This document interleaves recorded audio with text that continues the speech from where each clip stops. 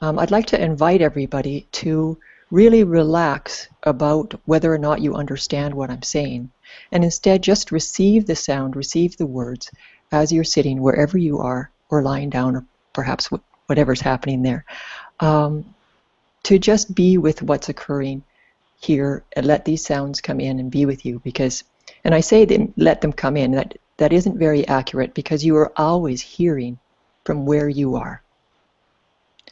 You are not hearing me from where I am, or from where Grace is, or any other place. The sounds you've always been hearing where you are, which points to presence as well. And it's just noticing that, right? We have been taught perspectives that don't serve the reality of what's going on. And that's okay, because it's in that difference. It's in having the perspective that's a bit erroneous, that isn't accurate to the moment. The dominance of listening to the mind, and what the mind goes on and quantifies everything that's going on here. That's not wrong. It's not to stop that, because what we're doing is actually making use of that right now in looking at how are we connected. We can quantify the molecules that are called air. Source showing up here as air. We can call it that, and then we all understand what I mean by that.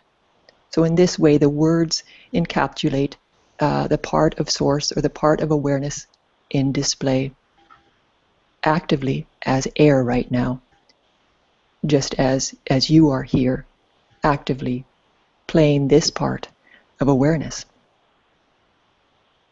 And so in pointing to the fact that the hearing is always happening in the moment, as I have the truth of that, we can look at what is you compared to me, compared to someone in Japan. Instead of quantifying it as a stationary thing, you are this happening, this display of awareness that is uniquely experiencing itself, awareness experiencing itself right where you are, inclusive of every bit of this humanness, because even this that's human is also awareness in expression. There is no separation between the humanness and source. Source is the humanness as well. It cannot exclude any bit of what is happening to say this is not self and this is self. It's not possible. 100% of what is occurring is awareness at play, like this. And it includes every little bit of what's happening. It includes anger, resentment, guilt, discomfort of all kinds. It includes what's happening in the world, these disturbing happenings. And it's these disturbings, it's like the moment gives us the perfect pinnacle. It's like we're the tip of the iceberg of what's all going on here energetically. And we're connected to that vastness of all that is. It's an iceberg that has no end. So the tip of the iceberg might look like as I spoke with people on the weekend about the Ebola virus that's happening in West Africa. And so we look at this and say, well, how could that be love? And all we can look at is what we actually are receiving in each moment ourselves. So it's to look at how does this disturb energy and alive inside of you. It looks like it's inside, but it really doesn't have an encasing of any part of the body. It's just an energy that might show up. And everything that I'm pointing to is these are invitations to explore and look at them yourself. This is what I have found, and this is what I have found working with thousands of people to be commonalities of the experience of being human. But it doesn't support you to just know what I'm saying and think about it. this is the sort of stuff that for you to try it out, for you as awareness, to be curious and explore so you can taste this yourself. And when we get into the question periods, we'll be able to show that more immediately in how these disturbances that are happening all over the world and affect each of us if they do, as they do.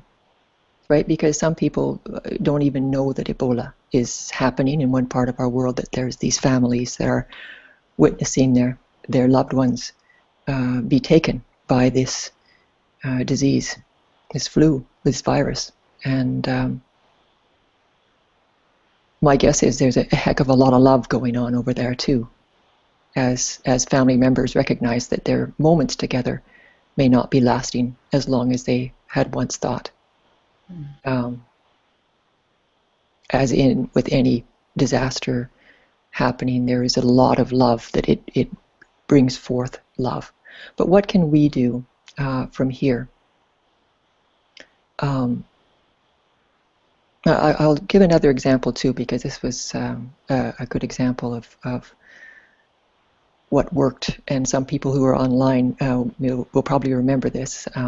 Is brought up when I was in Brighton offering satsang.